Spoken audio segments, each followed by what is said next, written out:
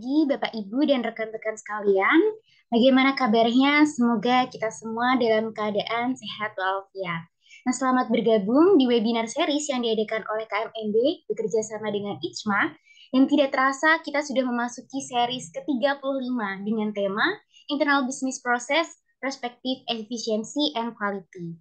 Nah, sebelum kita memasuki sesi webinar, perkenalkan, nama saya Tiara Fitra Nurani sebagai moderator yang akan memandu jalannya webinar hari ini. Nah, selanjutnya saya izin memperkenalkan terlebih dahulu pemateri pada series kali ini, dan tentunya Bapak atau Ibu sudah tidak asing lagi. Pemateri pertama yaitu Bapak Muhammad Badawi selaku Direktur KMMB dan juga Bu Cindy Paulina selaku Asosiat Konsultan dari KMMB. Saya izin menyapa terlebih dahulu mungkin. Selamat pagi Pak Badawi, bagaimana kabarnya? Selamat pagi, Tiara. Alhamdulillah, kabar baik. Apa kabar, Tiara? Alhamdulillah saya baik juga Pak. Hmm.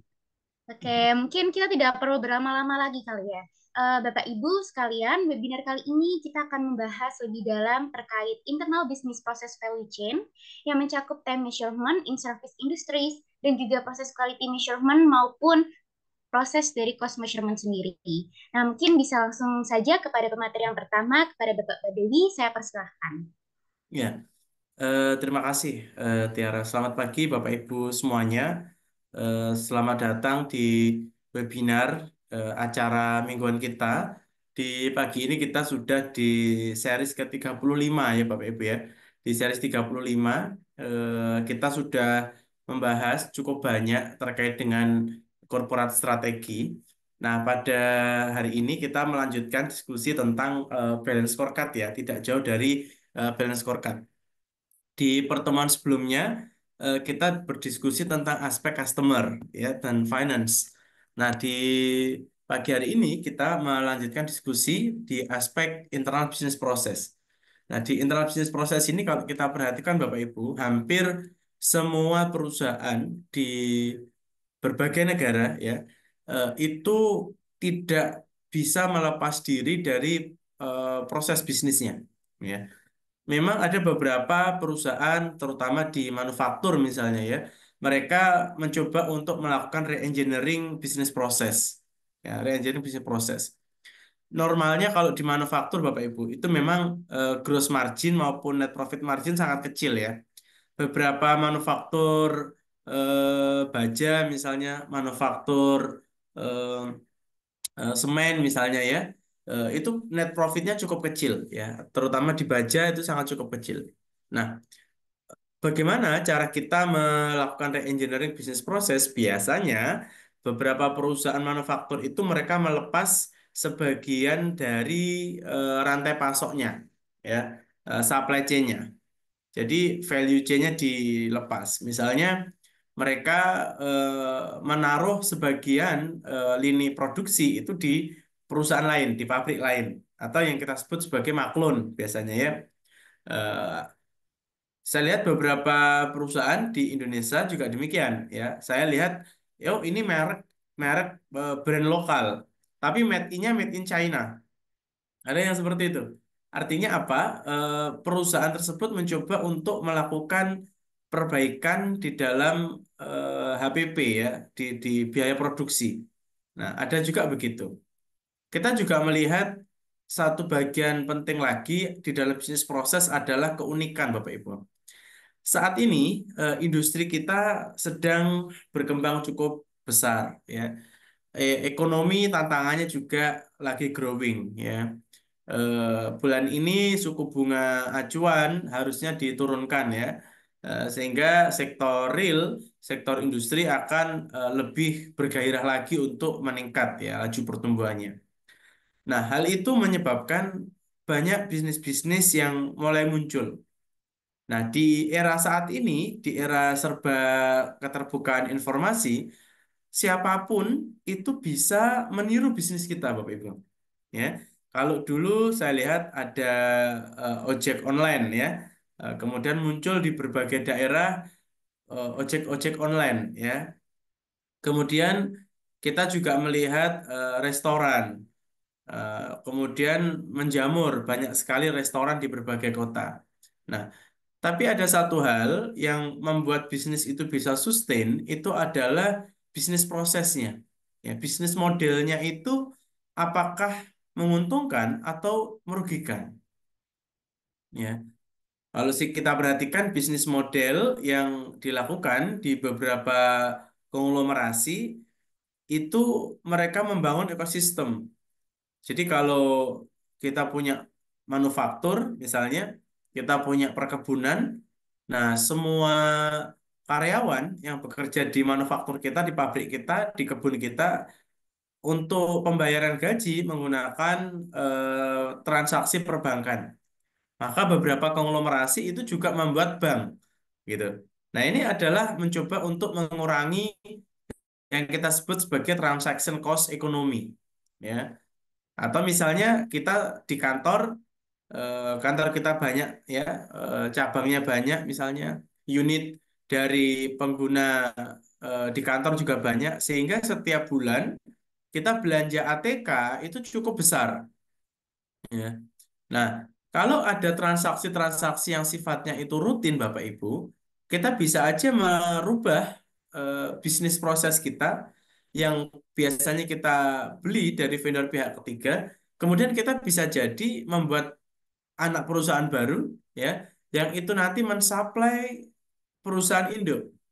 Sehingga kebutuhan ATK tidak lagi beli ke pihak ketiga, tapi kita hanya in out ya, kita beli ke anak usaha kita, sehingga uangnya nggak berputar kemana-mana, muter di dalam. Nah, kalau kita beli di vendor mungkin harganya juga harga pasar, tapi kalau kita punya anak usaha tersebut beli barangnya di pabrik ya, harganya lebih murah, misalnya begitu. Sehingga proses bisnis itu tidak selalu mencerminkan apa yang kita lakukan, tapi proses bisnis ini harus kita kembangkan sehingga rantai nilai yang dimiliki oleh perusahaan itu bisa terjaga dan dimaintain dengan baik. Ya. Beberapa perusahaan konstruksi saya perhatikan juga demikian. Mereka membangun gedung gitu ya. Lalu untuk precast ya, ready mix-nya itu nggak pakai pihak ketiga, tapi punya anak usaha di bidang ready mix precast gitu. Terus kalau kita perhatikan di Indofood ya, Indofood Group ada produsen minyak goreng ya, misalnya Salim Infomas. Ya, Salim Infomas bahan baku untuk membuat minyak goreng itu dari kelapa sawit. Maka kelapa sawitnya pun eh, mereka mengakuisisi London Sumatera ya. Sehingga pasokan atau supply dari bahan baku yang digunakan untuk mengolah minyak goreng itu terjamin ya. Nah, sehingga kita bisa melihat bahwa aktivitas-aktivitas internal business process itu didefinisikan bagaimana kita melakukan re-engineering supaya HPP kita bisa lebih efisien, overhead kita lebih efisien, sehingga berdampak kepada net profit kita juga lebih efisien. Nah, efisiensi itu ya kalau kita perhatikan jangan sampai berpengaruh langsung ya kepada dampak-dampak negatif jangka panjang. Sehingga kita juga harus bisa melihat risikonya seperti itu. Nah, di slide ini kita digambarkan tentang model ya, generic value chain. Kayak kita menyontohkan secara umum Bapak Ibu. Nah, secara umum memang mulai dari kita mengidentifikasi sebetulnya kebutuhan customer kita apa, sampai kepada bagaimana kita memuaskan customer kita. Ya, kayak tadi saya contohkan, misalnya kita mulai dari memahami kebutuhan ibu-ibu rumah tangga atau kebutuhan industri terhadap minyak goreng, sampai kita bisa menyediakan minyak goreng kepada customer kita. Ya. Nah, di salah satu value chain ini kalau kita perhatikan mulai dari proses inovasi, proses operasionalnya, sampai ke post sale service proses, ini harus diperhatikan. Ya. Kalau kita perhatikan kebutuhan industri, ya, kebutuhan pabrik-pabrik terhadap minyak goreng itu cukup banyak, minyak curah ya, cukup banyak. Tapi kalau kebutuhan rumah tangga, misalnya kayak Cindy mau masak gitu ya, nggak mungkin kan kita belinya satu drum gitu, nggak mungkin, pasti belinya 1 liter gitu, ya, 1 liter.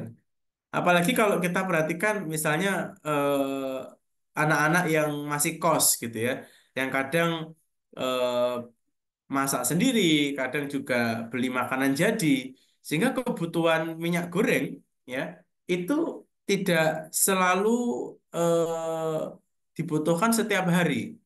Maka kalau ada kebutuhan demikian, ya identifikasi marketnya adalah perusahaan harus membuat jenis botol yang 1 liter tapi ada tutupnya. Ya, jadi kalau tidak dipakai, tutupnya bisa ditutup lagi, disimpan, gitu. Berbeda dengan rumah tangga yang setiap hari masak misalnya, maka kebutuhannya mungkin bisa langsung 1,5 liter, mungkin 2 liter, ya. Dan itu pun packagingnya tidak perlu botol, mungkin hanya plastik, ya, sehingga digunting, sehingga langsung dipakai masak. Nah, artinya kita harus melihat itu, ya. Kemudian kita menciptakan produknya. Nah, sekarang kita digempur dengan beberapa produk substitusi ya Bapak Ibu ya. Ada minyak goreng dari kelapa sawit, ada minyak goreng dari biji bunga matahari seperti itu ya. Nah, di Indonesia mayoritas masyarakat kita lebih prefer untuk menggunakan minyak goreng kelapa sawit. Nah, pada kasus Salim Ifomas tadi, kalau misalnya kebutuhannya adalah kelapa sawit, maka kalau kita belanja dari perkebunan orang lain, mungkin akan terjadi transaction cost ekonomi. Artinya apa? Ya pasti supplier minta margin, ya, otomatis lebih mahal daripada kita menanam sendiri, gitu. Nah, oleh karena itu kita harus punya kebun sendiri. Nah, salah satu yang dilakukan adalah mereka mengakuisisi London Sumatera, perkebunan kelapa sawit di Sumatera diakuisisi. Sehingga apa kebun sawitnya ya miliknya Indofood juga, grupnya Salim juga, ya. Sehingga kalau London Sumatera itu menjadi bagian dari konglomerasi kita, maka harga bisa kita atur, ya, supaya marginnya London Sumatera tidak begitu tinggi, ya, cost yang dikeluarkan oleh Salim Infomas juga tidak begitu besar, sehingga terjadi kemudahan transaksi di dalam laporan keuangan, ya. Jadi ketika nanti kita konsul, laporan keuangannya bagus, ya, tidak terlalu banyak kos yang kita keluarkan dan lari ke pihak ketiga. Nah, kebijakan-kebijakan itu harus kita lakukan, Bapak Ibu, ketika kita bicara korporat strategi, ya. Karena korporat strategi, kita kembali ke pertemuan pertama, ya, bahwa korporat strategi itu memiliki 3 aspek, ya. Yang paling sederhana kalau kita sampaikan, yang pertama adalah value value add, ya. Kemudian yang kedua adalah koordinasi, ya. Yang ketiga adalah rekonfigurasi. Nah, 3 aspek itu. Jadi ketika kita melihat value chain sedemikian rupa ini, kira-kira nilai tambahnya apa nih? Kalau kita bandingkan, kita beli bahan baku dari vendor atau kita bahan bakunya anak usaha kita sendiri, kira-kira nilai tambahnya tinggian siapa? Ya. Yang kedua koordinasi. Kita berkoordinasi sama supplier pihak ketiga, sama kita berkoordinasi dengan supplier yang mana itu anak usaha kita, kira-kira koordinasinya lebih gampang mana? Yang ketiga, rekonfigurasi. Kira-kira kalau kita beli bahan baku ke pihak ketiga, maka uang kita akan keluar dan tidak ada benefit bagi perusahaan kita. Tapi kalau kita punya anak usaha sendiri, maka secara konfigurasi itu akan menguntungkan laporan keuangan kita secara konsolidasi. Hanya set off, ya set off. Keluar dari kantong kanan, masuk kantong kiri kita, ya set off. Nah, jadi seperti itu. Aktivitas-aktivitas korporasi Bapak Ibu in konteks internal business process tidak selalu dimaknai berjalan secara organik, tidak selalu demikian. Kita bisa melakukan aktiviti-aktiviti yang bisa anorganik untuk percepatan langkah korporasi kita, ya. Kemudian dilanjutkan kita building product services, delivery produknya, ya. Tadi apakah pakai kemasan plastik, ya, ataukah kemasan botol, kan begitu ya. Nah, kemasan botol itu pun 1 liter atau 2 liter, nah tergantung ya. Yang terakhir kita delivery ke market kita. Oleh karena itu, Bapak Ibu, ketika kita bicara tentang proses bisnis di internal perusahaan kita, kita punya cakrawala baru ya saat ini bahwa tidak selalu proses bisnis internal itu kita lakukan secara organik, tidak selalu. Ya, kita bisa lakukan secara anorganik. Supaya apa? Secara komposisi top line kita di gross margin, di middle line kita di EBITDA margin, sampai ke bottom line di net profit ya margin itu lebih menarik lagi. Ya, diskusi kita sebelumnya di pertemuan aspek keuangan kita bicara banyak tentang itu. Nah, sehingga apa? Ketika kita punya tujuan keuangan melakukan cost efisiensi, ya, kemudian pada aspek marketnya, aspek customer, kalau keuangannya ingin cost efisiensi, maka di keuangan, di pemasaran jangan bicara eksplorasi pasar baru, tapi mengeksploitasi pasar existing. Ya, kita tidak perlu biaya riset untuk pasar. Pasarnya sudah kita ketahui, tinggal bagaimana meretain, bagaimana meningkatkan volume transaksi, ya. Kalau di McDonald, ya, misalnya mereka punya paket ulang tahun, ya, seperti itu, ya. Supaya volumenya semakin meningkat. Ada bundling, ya, kalau di Shopee saya perhatikan biasanya ini bulan 9 nanti 99 gitu ya biasanya ya. Nanti bulan 10 10 10 gitu. Nah, ini meningkatkan volume of sales di customer. Nah, lanjut ke bawah ya adalah internal business process. Nah, di internal business process kita harus mengikuti ya. Kalau dari aspek pemasarannya itu adalah mengeksploitasi market yang saat ini kita miliki, maka internal business processnya apa yang harus kita lakukan? Apakah kita menggunakan teknologi sehingga proses bisnisnya lebih cepat? Nah, kita juga harus perhatikan atau kita melakukan seperti tadi kita akuisisi ya ada aksi korporasi London Sumatera kita beli artinya ada equity placement atau misalnya kebijakan RUPS atau kebijakan pemegang saham tidak mengizinkan kita ada capital expenditure berupa equity misalnya tapi boleh kalau kita OPEC-nya asset placement ya bisa juga artinya ini ada beberapa distributor melakukan itu Bapak Ibu. Jadi ada distributor besar, mereka mensuplai apa namanya, mensuplai gamping ya, bahan baku semen. Nah, bahan baku semen itu dibeli di beberapa pabrik. Nah, suatu ketika karena marketnya ini cukup tinggi, distributor ini punya duit. Nah, duitnya ini dibelikan mesin untuk ditaruh di pabrik-pabrik produsennya. Nah, ini aset placement sehingga harganya bisa lebih murah ya karena kita punya mesin sendiri di situ. Nah, aktivitas-aktivitas ini kita lakukan agar apa? Semakin efisien ya. Tujuan keuangan tercapai, tujuan pemasaran juga tercapai. Oke, slide berikutnya. Nah, ini ada beberapa contoh Bapak Ibu ya. Eh, kalau di Indonesia mungkin tidak secepat ini ya. Mungkin kalau bank-bank online mungkin bisa ini ya. Kita misalnya dulu kalau misalnya mungkin zamannya Cindy sudah digital semua ya. Zaman saya dulu kalau saya mau bikin buka rekening itu harus datang ke bank, ke teller, antri gitu ya.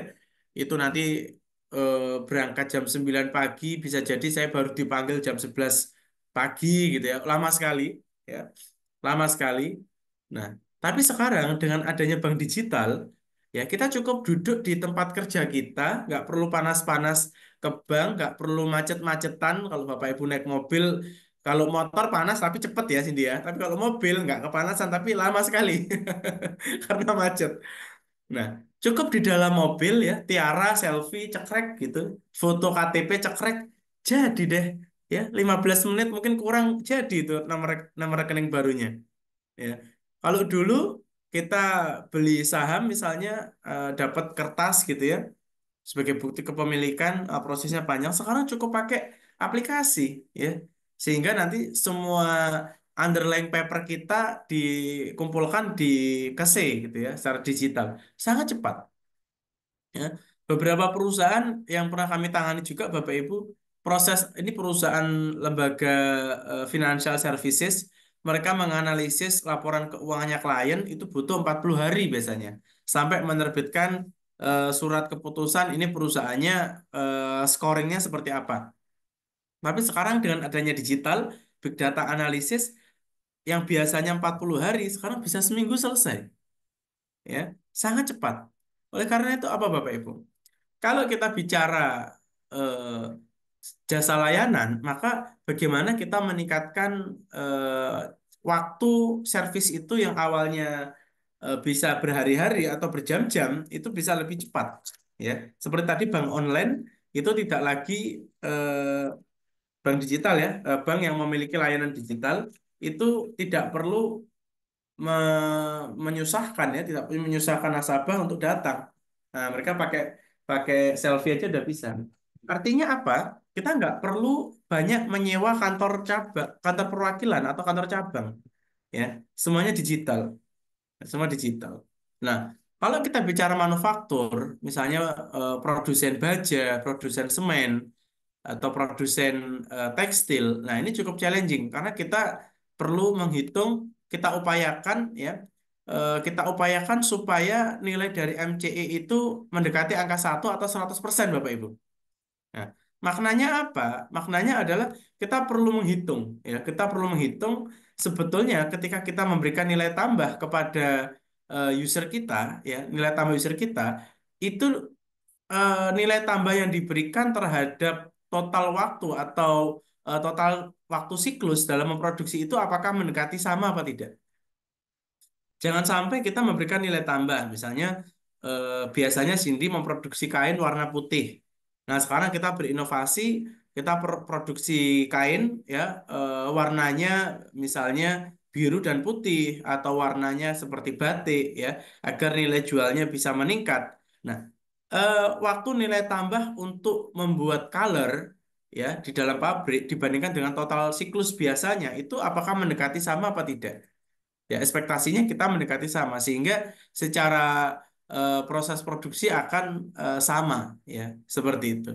Saya rasa begitu Tiara nanti bisa ditambahkan oleh Cindy dan juga kita bisa berdiskusi lebih mendalam nanti di sesi tanya jawab.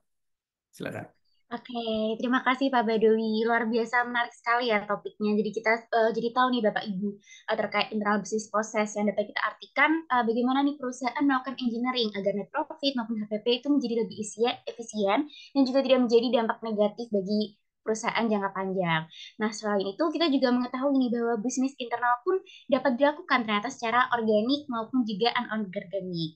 Nah, juga sebagai contoh pula yang baru disampaikan oleh Pak Badowi, pengaplikasian time measurement jasa layanan ini juga bagaimana perusahaan meningkatkan waktu layanan lebih cepat seperti bank online maupun dengan digitalisasi. Luar biasa. Nah, tidak terasa pula kita akan memasuki materi selanjutnya nih. Tapi mungkin Bapak Ibu sebelum kita melanjutkan materi akan ada break sebentar karena ada beberapa informasi yang ingin saya sampaikan. Yang pertama, jika Bapak Ibu ingin mengetahui terkait layanan KMMB Space, Bapak Ibu dapat mencari tahu informasi melalui sosial media, melalui website, YouTube maupun Instagram. Dan juga saya ingin reminder kembali kepada Bapak Ibu untuk melakukan absensi karena absensi akan menjadikan salah satu syarat untuk mendapatkan sertifikasi dan juga kepada para Bapak, Ibu maupun partisipan yang ingin mengirimkan pertanyaan dapat dilakukan secara di kolom chat yang akan kami bacakan di akhir sesi nanti.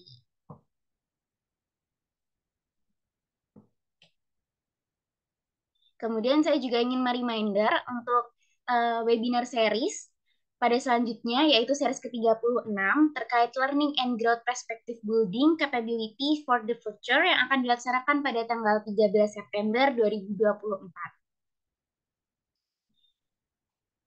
Mungkin Bapak Ibu bisa men-screenshot nih untuk setting reminder agar tidak terlewat lagi. Dan apabila Bapak Ibu berhalangan hadir, kami juga menyediakan recording yang akan ditampilkan di YouTube channel KMNB.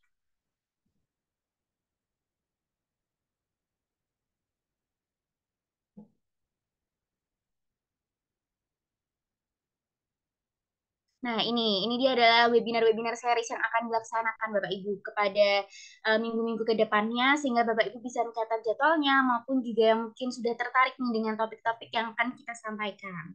Mungkin boleh di-screenshot untuk reminder agar tidak terlewat.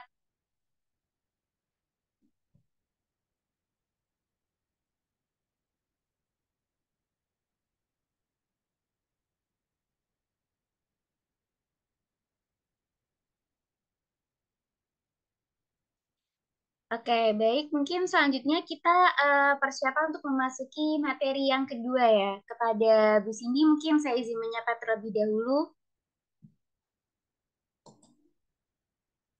Pagi Bu Cindy. Lagi eh, apa lagi Mutiara? Suara saya dengar Mutiara atau agak Terdengar noise? jelas, Ibu. Oh, oke. Oke, baik. Mungkin langsung saja kita tidak perlu berlama-lama lagi kepada Bu Cindy. Waktu dan tempat saya persilakan. Oke. Terima kasih Bu Tiara. Saya sapa dulu mungkin ya untuk peserta webinar pagi ini gitu, yang dia di Jumat seperti biasa agenda kita belajar dan juga sharing ya, sharing pengetahuan nih gitu.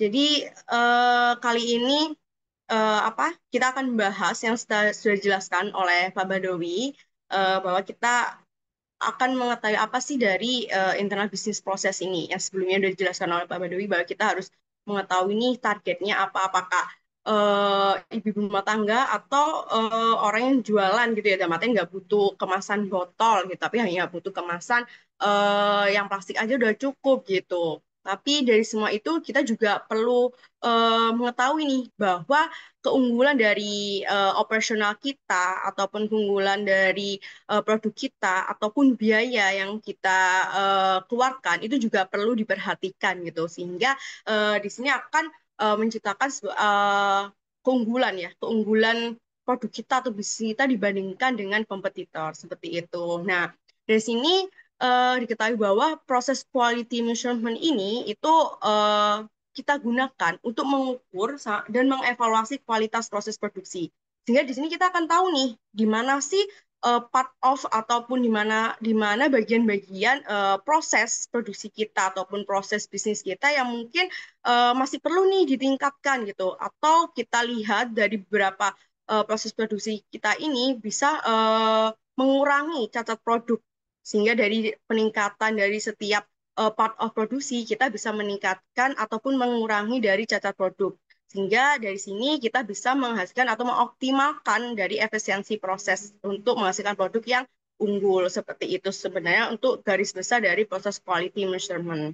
Nah, di sini apa sih Mbak Cindy gitu ya mungkin Bu Tiara, apa yang menjadi elemen untuk pengukuran kita dari kualitas proses gitu. Kalau industri manufaktur mungkin kita lihat nih dari pertama ada kualitas produk, kualitas proses ataupun dari kepuasan pelanggan. Kita nggak hanya melihat dari kualitas produk kita, tapi kita sangat penting untuk melihat gimana kepuasan pelanggan kita seperti itu. Nah, dari sini kita lihat apakah kualitas produk kita ini sudah sesuai dengan SOP kita gitu. Apakah sudah sesuai dengan standar yang kita tentukan.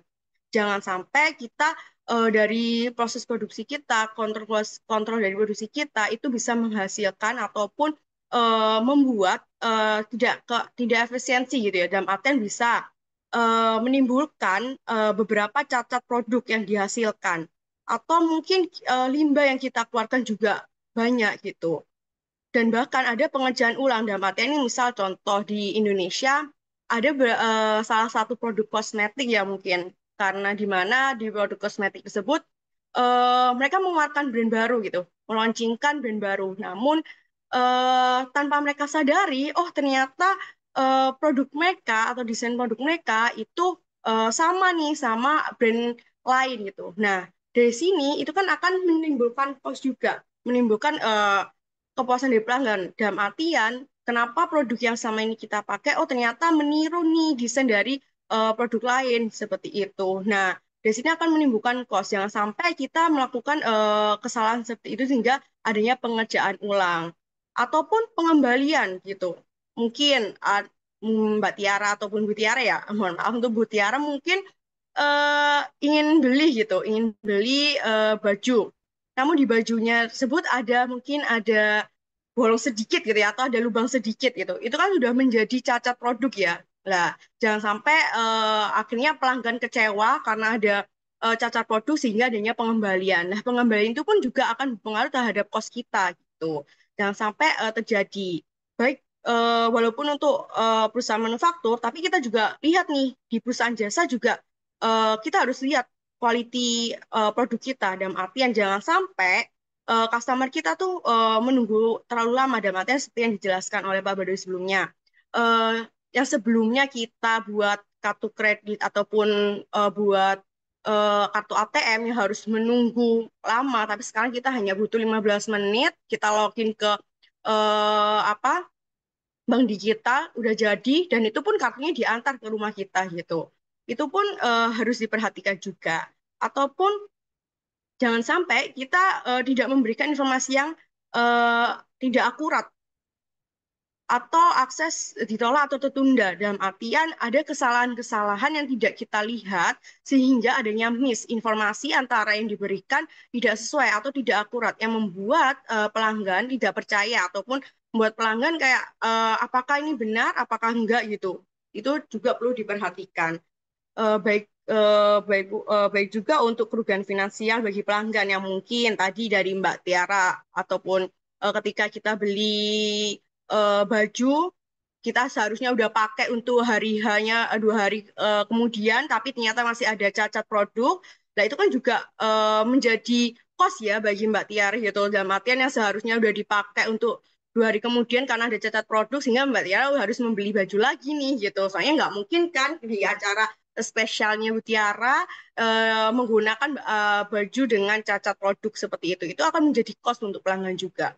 Atau pelanggan tidak diberlakukan sebagaimana mestinya, yang harusnya kita mengutamakan pelanggan, kita memberikan pelayanan seoptimal mungkin untuk ke pelanggan, tapi ternyata pelanggan tidak diberikan pelayanan seoptimal mungkin dalam artian mungkin ada beberapa kasus yang kita ingin beli tapi pelanggannya atau mohon maaf mungkin ada pelanggan beli terus ternyata penjaganya itu nggak senyum sama sekali bahkan jutek itu kan buat kita nggak nyaman ya Tiara gitu udah matiin kayak lah saya ini pembeli kok dilayani dengan jutek marah-marah bahkan di resto naruh piringnya langsung dibantingkan atau gimana kurang sopan itu juga sangat kurang nyaman gitu. Lah itu hal-hal seperti itu juga perlu kita perhatikan seperti itu.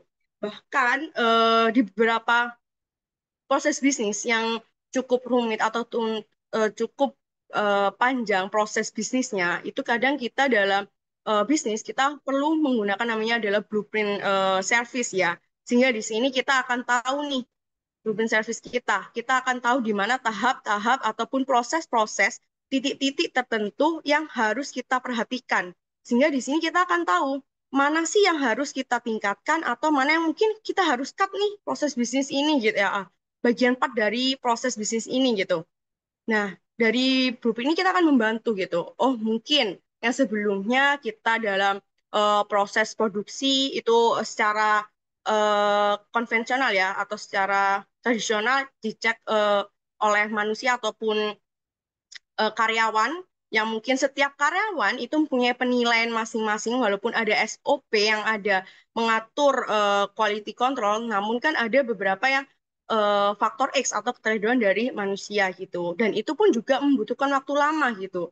Nah, itu mungkin dari part bisnis itu akan di-cut seperti itu. Sehingga di sini kita mungkin akan lebih mudah ya melihat ketika kita mempunyai blueprint dari service kita, kita mengetahui titik-titik mana nih yang harus kita tingkatkan, mana yang harus kita cut, ataupun mana yang harus kita kembangkan lagi gitu.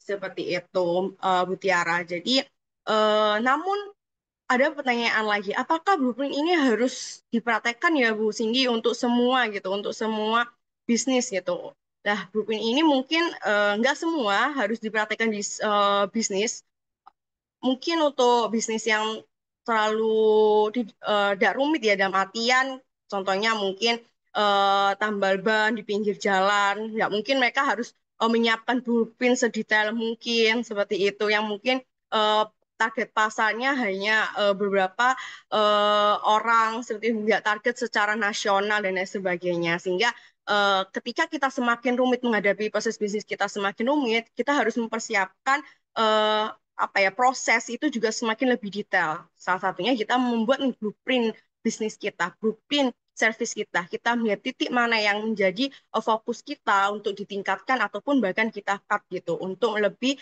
mencapai efisiensi proses seperti itu. Mungkin bisa di next. Nah,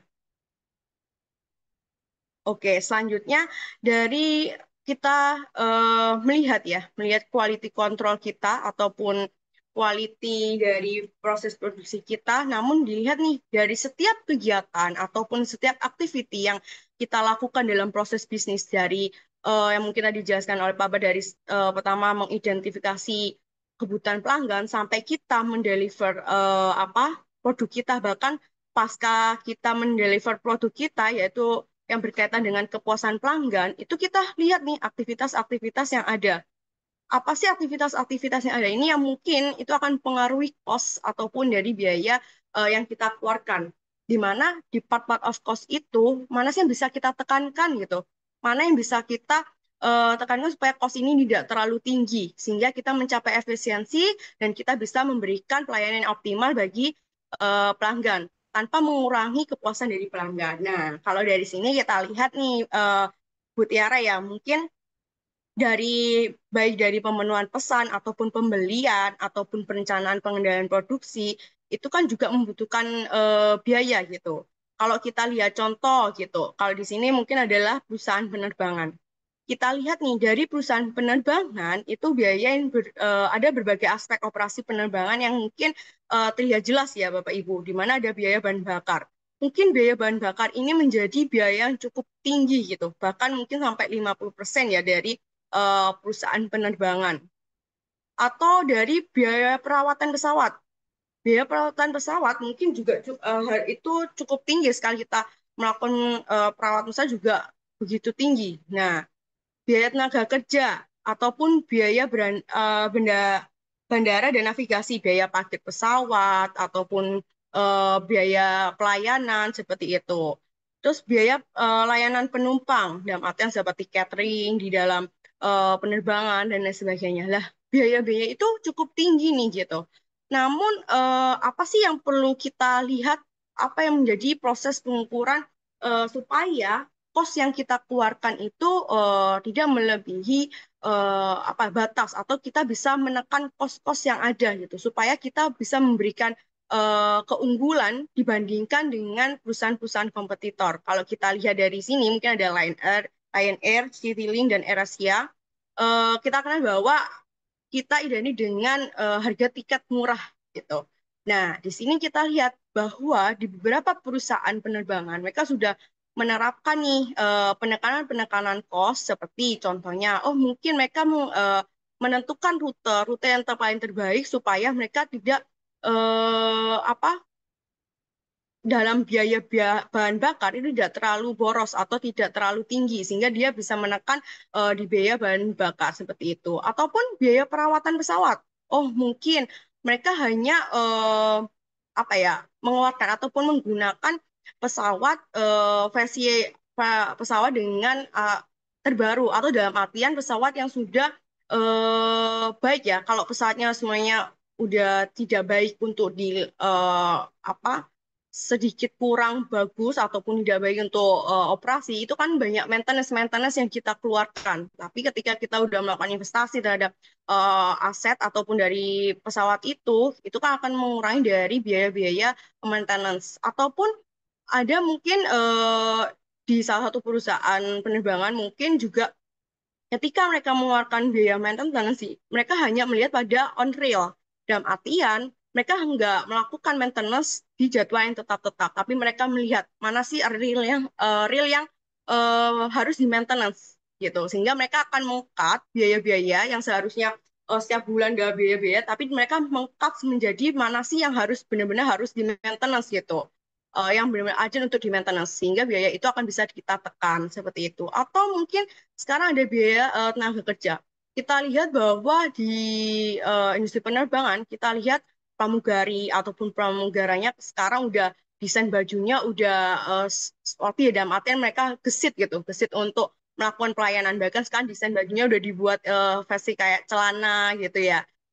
Di beberapa perusahaan penerbangan seperti itu akan mempermudah mereka untuk gesit dalam melakukan pelayanan sehingga mereka akan lebih cepat gitu. Ketika mereka lebih cepat untuk melakukan pelayanan, mereka setelah menurunkan penumpang, mereka membersihkan pesawat, kabin dan sebagainya, itu akan lebih cepat karena mereka juga akan dituntut untuk apa menekan untuk supaya biaya atau biaya bandara atau navigasi ini berkurang, ditekan dalam artian biaya untuk parkir pesawat itu juga cukup tinggi. Ketika mereka cepat untuk melakukan pelayanan, cepat untuk melakukan misalnya mereka dari perusahaan penerbangan ini akan bisa menekankan dari biaya navigasi ataupun bandara, sehingga di sini akan lebih menguntungkan juga ya bagi perusahaan, di mana perusahaan bisa menekankan cost, menekankan biaya dari beberapa aspek, namun mereka juga memberikan benefit untuk pelanggan, yaitu berupa mungkin harga tiket lebih murah dibandingkan harga-harga yang lain. Tapi di satu sisi lain juga kita ada bagian yang perlu kita perhatikan juga, seperti yang kita lihat sebelumnya bahwa quality control itu penting. Nah, tapi cost itu juga kita perlu perhatikan. Salah satunya kita mungkin dalam proses penerbangan juga ada beberapa part of yang harus diperhatikan yang mungkin itu sangat berpengaruh terhadap kepuasan pelanggan, sehingga tidak semua eh, perusahaan penerbangan itu menetapkan ataupun menempatkan pramugari ataupun pramugaranya ataupun karyawannya di bagian-bagian semua bagian-bagian, tapi kita menaruh di bagian-bagian tertentu gitu, di mana di part-part titik-titik tertentu itu yang akan menjadi fokus khusus untuk berpengaruhnya terhadap kepuasan pelanggan. Nah, dari hal tersebut kita bisa mengurangi cut off dari biaya apa namanya karyawan mungkin ya atau biaya tenaga kerja gitu, sehingga karena kita akan tetap fokus di mana sih titik-titik atau part of tempat di mana itu beresiko untuk kepuasan dari pelanggan gitu. Nah, ketika kita menempatkan dari part tersebut, kita bisa mengkat nih dari beberapa proses seperti itu. Itu adalah salah satu contoh di perusahaan penerbangan Mutiara. Jadi kita perlu perlu melihat bagaimana sih proses internal bisnis proses kita, apakah kita bisa meningkatkan ataupun kita lebih unggul dibandingkan kompetitor, tapi kita juga harus lihat nih kontrol produk kita ataupun kontrol dari quality control kita ataupun dari penekanan cost kita. Seperti itu, Bu Tiara. Mungkin saya kembalikan ke Bu Tiara. Mungkin kita akan lebih bahas lebih lanjut di sesi pertanyaan ya, yang akan lebih seru. Oke, baik. Terima kasih Bu Cindy. Keren banget ya. Semakin daging pula materi kita terkait proses quality measurement. Ternyata ada banyak ya indikator gitu yang menjadi kualitas produk ataupun layanan kita. Karena memang betul yang disampaikan oleh Bu Cindy, jangan sampai eh, kualitas ini tuh menimbulkan hal-hal yang merugikan perusahaan seperti dan mempengaruhi kos perusahaan tanpa mengurangi kepuasan pelanggan. Nah, tadi kita juga sudah singgung pula terkait bagaimana sih penggunaan blueprint gitu bagi perusahaan untuk mengetahui bagaimana memberikan uh, internal bisnis yang terbaik gitu untuk perusahaan sendiri. Dan juga tadi sudah dicontohkan melalui bagaimana perusahaan penerbangan melakukan proses cost measurement-nya sendiri. Oke, mungkin kita nggak sadar nih kalau materi tadi yang disampaikan oleh Bu Cindy itu sudah menjadi materi terakhir pada hari ini. Yang selanjutnya kita akan memasuki pada sesi Q&A. Kepada Bapak Ibu yang memiliki pertanyaan, mungkin bisa dikirimkan melalui kolom chat. Mungkin saya juga sambil scroll-scroll dulu nih ya, yang udah kirim nih mungkin di chat Zoom. Mungkin dari atas ada pertanyaan dari Ibu Dwi Sulistiani, mungkin saya izin bacakan ya Ibu pertanyaannya. Menurut Bapak, apa pengelolaan supply chain juga diperlukan oleh instansi pendidikan dan seperti apa pengelolaannya? Mungkin karena ini ditujukan untuk menurut Bapak, mungkin bisa dijawab oleh Bapak Dwi dulu terlebih dahulu. Baik, baik. Terima kasih, terima kasih. Ini penanya, Ibu Dwi rasanya mungkin akademisi ya dari instansi pendidikan. Jadi semua organisasi itu membutuhkan supply chain ya Bapak Ibu ya, membutuhkan value chain juga. Sehingga kalau kita perhatikan mulai dari aspek hulu hilir itu pasti ada. Nah, pada konteks perguruan tinggi, dari hulu apa? Fitur utamanya yang pertama itu adalah mencari calon-calon mahasiswa. Ya, maka ada data yang dilakukan oleh fakultas-fakultas mereka bekerja sama, ya. Mohon izin, suara saya terdengar cukup jelas, Cindy Tiara. Jelas Pak Badui. Oke, terima kasih. Karena barusan ada notif kendala. Jadi kalau kita bicara mahasiswa, proses dulu atau pertama kali adalah mencari.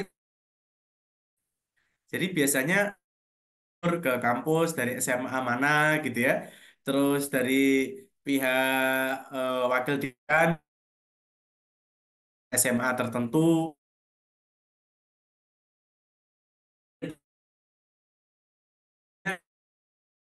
Eh, ah, Permisi Pak Badowi, suaranya terputus-putus Pak. oke. Izin off cam aja ya, Tiara, Iya, biar. boleh Bapak. Oke. Jadi kalau misalnya kita ditarget nih 10% mahasiswa kita profilnya dari Sumatera, maka kita cari tuh 10% itu equal dengan berapa banyak jumlah mahasiswa. Kita kerjasama dengan SMA-SMA yang ada di Sumatera. Kemudian kita ditarget 25% dari Sulawesi misalnya. Nah, itu equal dengan di sana. Sehingga itu proses hulu. Setelah itu kita masuk ke proses rekrutmen. Nah, rekrutmen mahasiswa baru. Nah, kita bisa petakan berapa jumlah seleksi nasional, berapa seleksi prestasi, berapa seleksi mandiri dan kemitraan. Misalnya begitu. Misalnya kita di universitas punya agenda, kita akan bangun tower nih. Nah, Tiara kampusnya pengen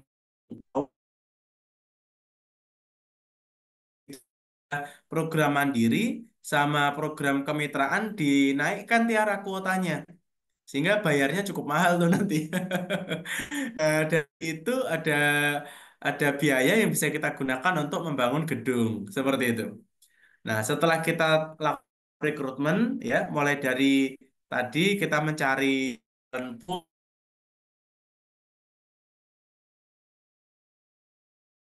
ke proses pendidikan. Nah, ini kan value chain sebetulnya. Kemudian pendidikan, di dalam proses pendidikan itu mulai semester 1 sampai 8, aktivitinya banyak, ya ada program kemahasiswaan, program pendidikan, pengajaran, penelitian, dan lain-lain. Maka setelah semester 8, maka mereka akan wisuda. Nah, ini sudah hilir, seperti itu. Jadi hulu sampai hilir. Bahkan beberapa universitas, Bapak Ibu, setelah kita punya alumni, itu bukan proses namanya alumni setahun sekali ada tracer study. Jadi Cindy ditanya tuh sama kampus, sekarang kerja di mana?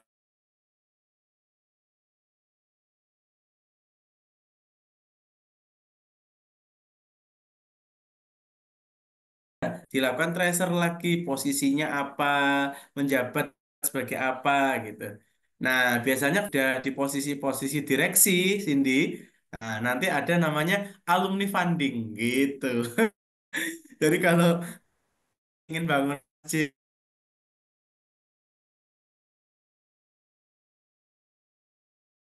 alumni yang jadi bangun apa namanya punya lembaga keuangan bisa jadi seperti itu diproses terus bahkan Bapak Ibu riset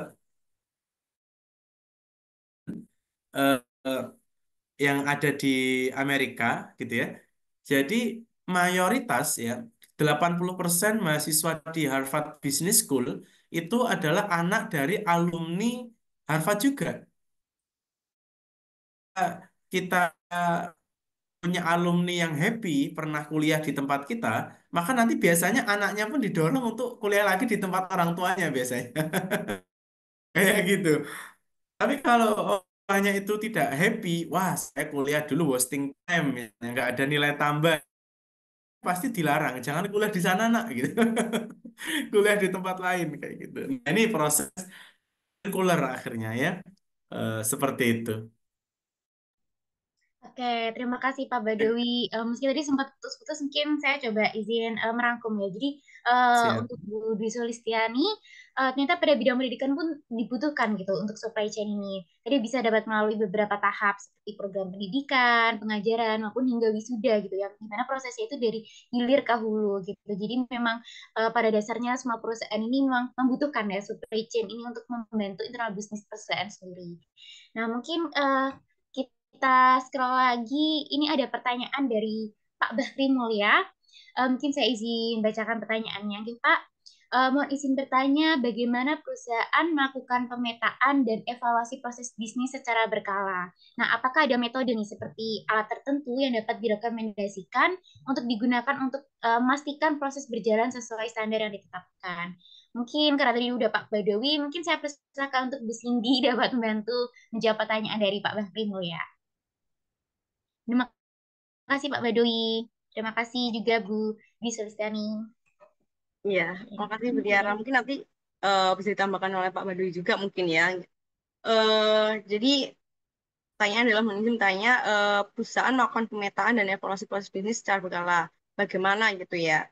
Nah, mungkin tadi udah sedikit saya singgung juga sebelumnya, di materi sebelumnya, bahwa memang kita perlu nih untuk melakukan pemetaan ataupun evaluasi proses ya. Nah, ketika kita mulai melakukan evaluasi ataupun kita melakukan pemetaan dari evaluasi proses tersebut, kita juga perlu tahu dulu gitu bagaimana kita harus melakukan itu gitu. Apakah ada metode yang mungkin tadi metode atau alat tertentu yang dapat direkomendasikan. Nah, salah satunya mungkin tadi adalah blueprint service ya, ataupun juga kita bisa buat bisnis proses mapping gitu. Dalam artian di sini kita mengetahui nih di part of ataupun di bagian-bagian mana dari setiap proses produksi kita, yaitu dari eh, permintaan pelanggan sampai kita olah ya kita deliver ke pelanggan, kita harus tahu nih setiap bagian dari A sampai Z gitu.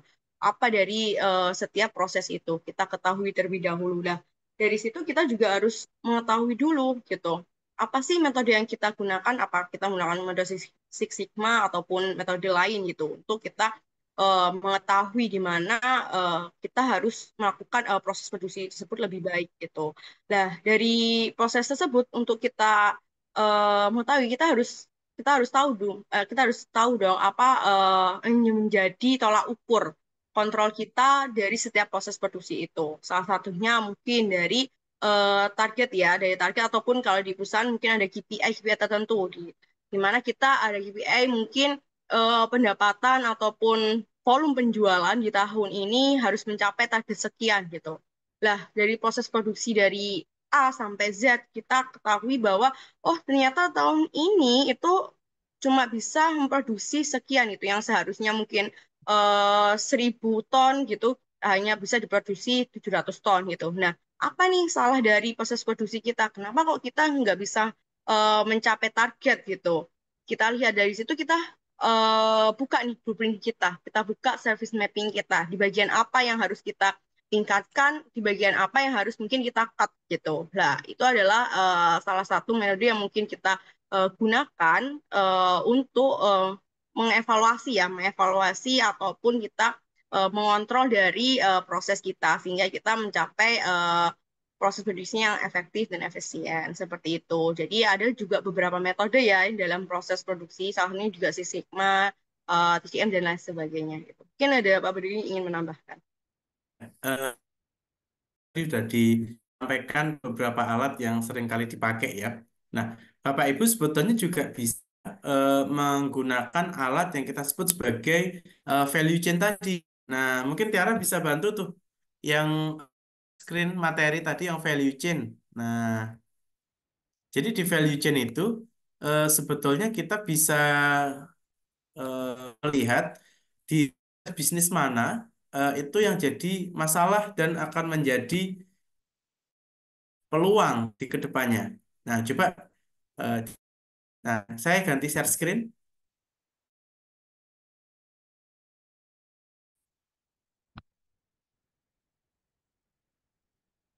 Nah, ini saya coba buka di Google ya. Google. Nah, apakah layar saya sudah terlihat, Cindy? Ya, sudah ya? Nah, Bapak Ibu bisa petakan di dalam bisnis perusahaan Bapak Ibu itu aktivitas utamanya itu apa saja? Ya, kita saja. Se- Ini bukan sebuah kewajiban ya Bapak Ibu, ya, harus operation outbound tidak. Ini bukan baku ya. Ini hanya contoh saja. Artinya ketika tadi kita bicara industri pendidikan, maka primary activity-nya mulai dari rekrutmen talent, ya, kemudian kemudian aktiviti sampai ke wisuda. Nah, kita juga punya supporting activity.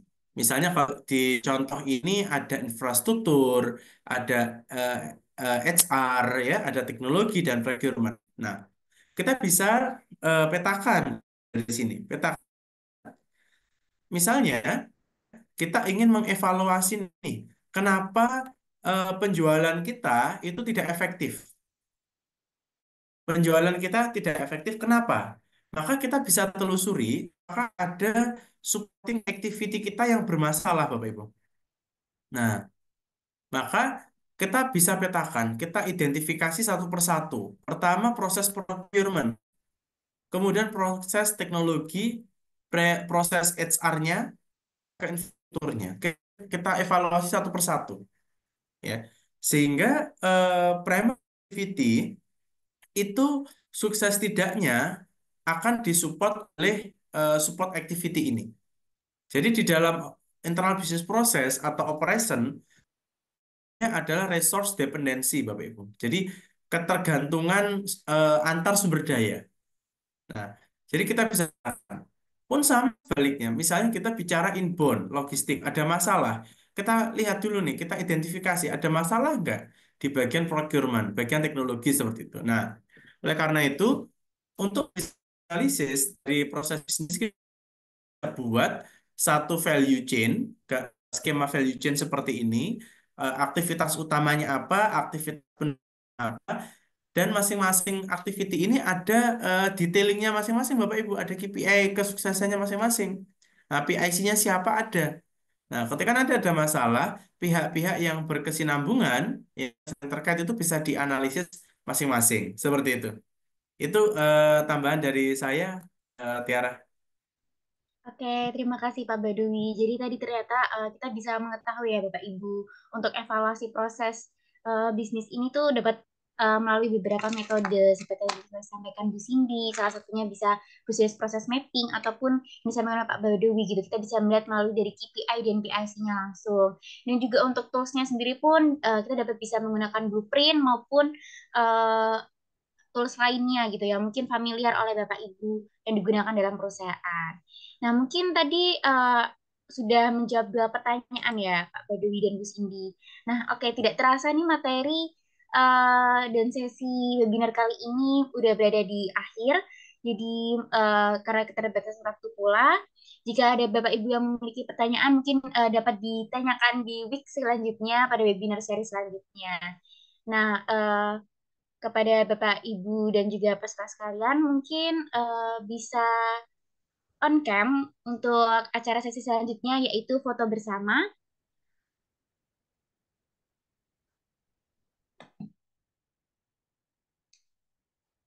Dan saya izin reminder kembali selagi menunggu Bapak, Ibu, dan juga peserta webinar on cam.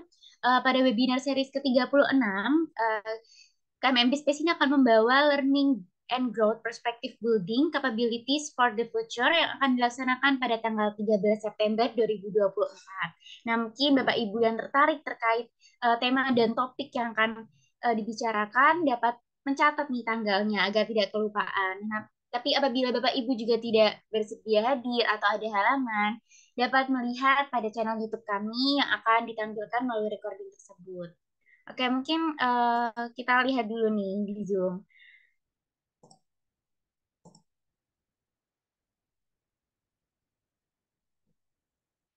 Sudah lumayan banyak ya untuk Bapak Ibu yang on cam. Mungkin bisa dimulai saja baik ya kepada tim, mungkin bisa dibantu share screen juga. Untuk slide 1, saya izin screenshot. 1, 2, 3.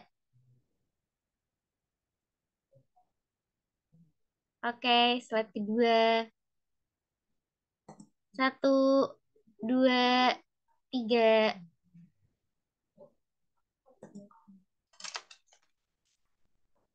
Slide ketiga.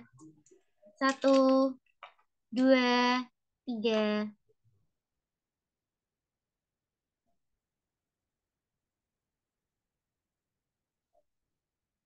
Dan slide terakhir mungkin 1, 2, 3. Oke, terima kasih Bapak Ibu. Foto sesi bersama tadi sekaligus menutup rangkaian webinar pada hari ini. Atas kesempatan dan waktunya, saya ucapkan terima kasih banyak. Dan apabila ada salah kata, kami mohon maaf. Saya selaku moderator pamit undur diri. Thank you Tiara, thank you Cindy. Terima kasih Sampai Bapak jumpa pekan Dodi, depan Bapak Ibu. teman-teman, Bapak Ibu. Sama-sama. Assalamualaikum.